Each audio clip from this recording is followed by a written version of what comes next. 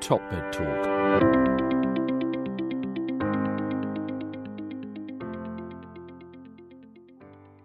Hello and welcome to TopMedTalk. We are here at EBPOM London World Congress of Perioperative Medicine 2021.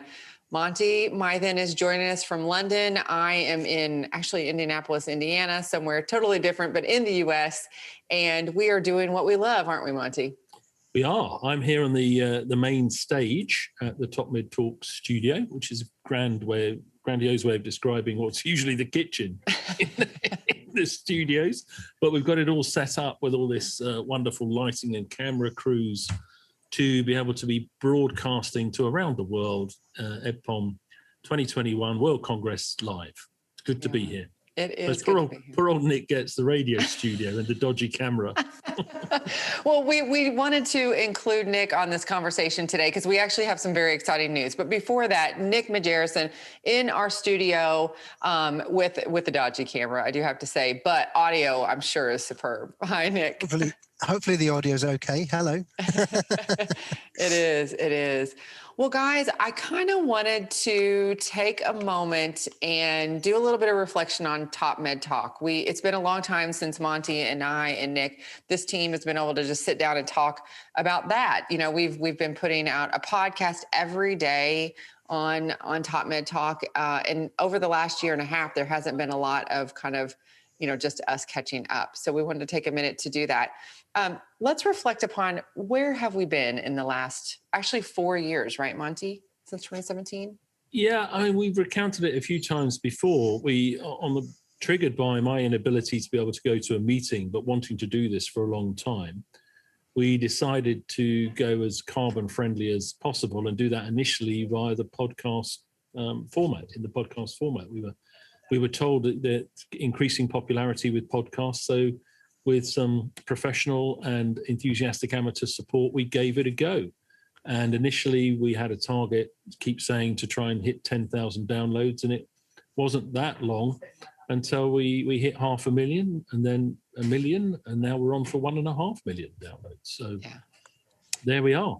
But we're doing one a day, which we'll come to in a moment. And I think that has to stop for everyone's sanity. Well, it's a lot of content. I mean, Nick, who actually works with every piece that we do, from flash to bang, and produces it.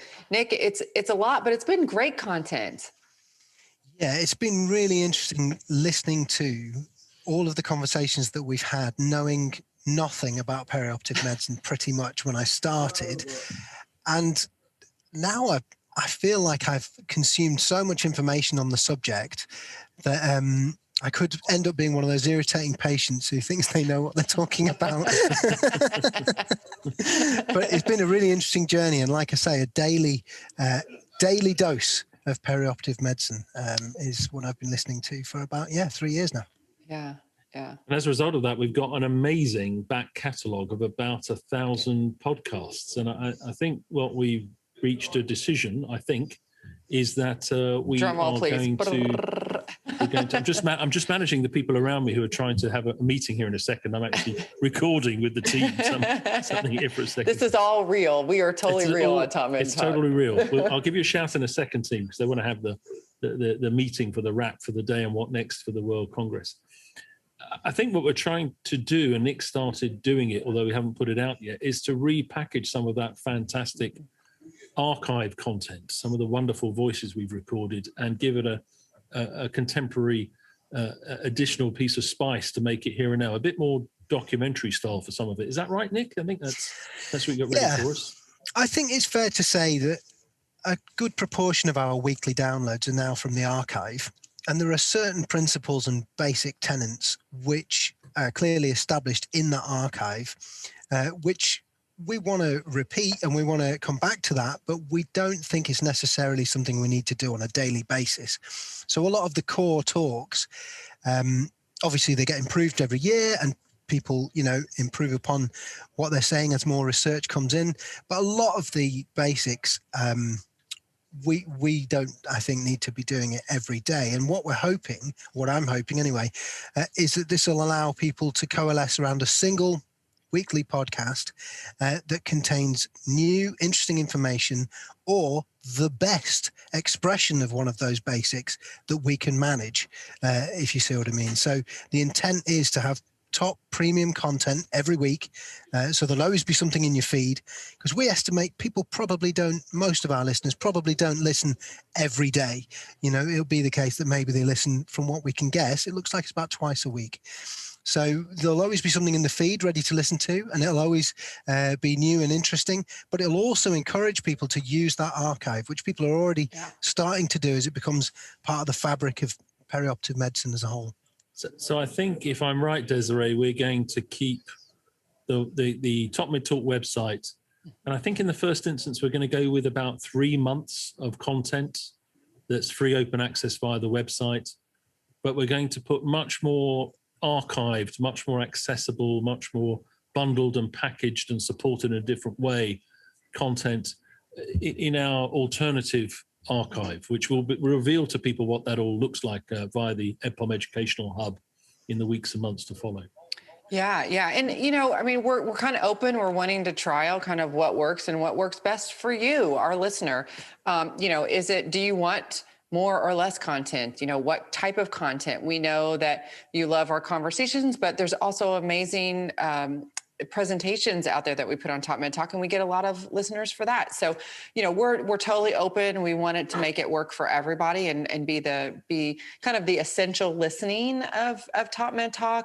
And then Nick is going to take some time to distill down some of our best of the best. And then, like Monty said, having it in our archives for you to be able to kind of go in and grab kind of what you want. If it's ERAS cardiac or nutrition or, you know, the stuff we've done with cancer, you can get to that really easily and find that and pick that out and share with friends and colleagues. So I wonder if I'd say as well, it's worth mentioning that TopMedTalk has become a platform. And so there's a lot of new opportunities to have conversations with people, some of which may even be public facing, pieces that, you know, the general public can listen to, as we're getting lots of people now who are contacting us, begging us to come on to TopMedTalk. And that's going to be an interesting new area that we can look at as well. But you're such a pro, Nick, begging. That's true. I'm not even joking. That's true. Good. Yeah, it is good. Well, Monty and I are, you know, we've been primary voices for TopMedTalk, and we're going to continue to do that. But we're also going to expand our hosts and those voices that, you know, from around the world and come from different backgrounds, and hopefully, you know, expand our world of TopMedTalk, right, Monty? Absolutely. So for the last year, we haven't really been out on the road team. Now that might happen again soon. And that was a key part of what we did. We did quite a lot of our interviews in quite interesting, bustly environments, grabbing people with the sort of pitch side headphones on. I think that's going to come back soon. Putting you on the spot, Desiree, favorite interview that you can remember? Oh gosh. I mean, as we've been talking, I've just thought about like all the amazing people we have met, just phenomenal individuals.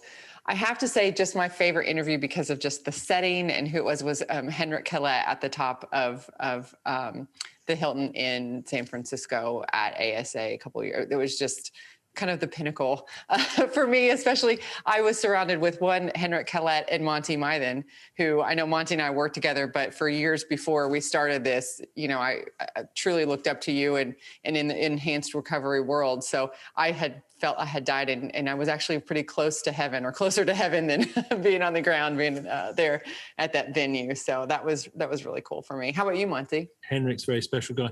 It wasn't strictly speaking one of our interviews, so I'm going to cheat. But when we were in that relatively small forum with President Bill Clinton, I still think some of the bits we extracted from that, and again, it's a little bit of a cheat, the bits we recorded with Professor Sir Bruce Keogh about the anniversary of the National Health Service. There's some snippets from that. He's such an eloquent speaker that resonate with me. But I've enjoyed them all. There's been a few.